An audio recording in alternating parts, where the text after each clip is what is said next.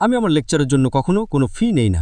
মানুষ আমাকে $10,000, $1,00,000, $1,000,000 দিতে চায়, কখনো কখনো $1,000,000-এর 1%। আমি বললাম কিভাবে? আমি 1,000,000 আয় করব, আপনি 1,000,000 আয় করবেন?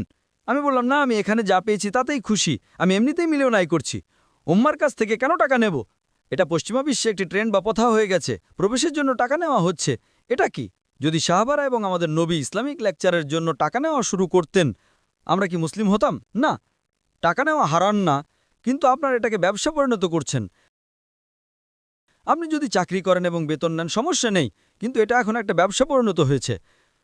আয়োজকরা খরচ করে এবং তারা স্পিকারের সাথে শেয়ার করে। এটা কি? তাই এই আয়োজকরা মাশাআল্লাহ, দেখুন আল্লাহ তাদের সাহায্য করছেন। এই যে সব তারা করছে উম্মার মধ্যে, উম্মা শক্তিশালী। দেখুন ইসলামিক সেটআপ, এটা ভালো না খারাপ? মাশাআল্লাহ, তাও বিনামূল্যে। ঠিক, কে সাহায্য করছে? আল্লাহ। ইন্দোনেশিয়ানরাই দিচ্ছে, আমি এটার জন্য টাকা দিইনি। আমি দিতে পারি, কিন্তু আমাকে দেখুন। এবং মঞ্চ তৈরি করা, তারা বলেছিল ডক্টর জাকির নায়েক আসছেন, তাই মানুষ দান করা শুরু করেছে। দেখুন মাশাআল্লাহ, আমার শর্ত ছিল ফ্রি হতে হবে, কেউ চার্জ করতে পারবে না। একটা ব্যবসা, তারা কত চায় তারা এটা দেখতে পারে না। তাই আমাদের আল্লাহর উপর ভরসা করতে হবে।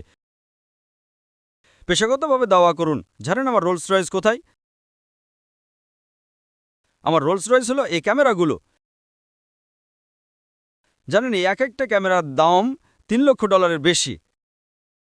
একটা সস্তা রোলস রয়েস $3 লক্ষ কম। তো এটাই আমার রোলস রয়েস।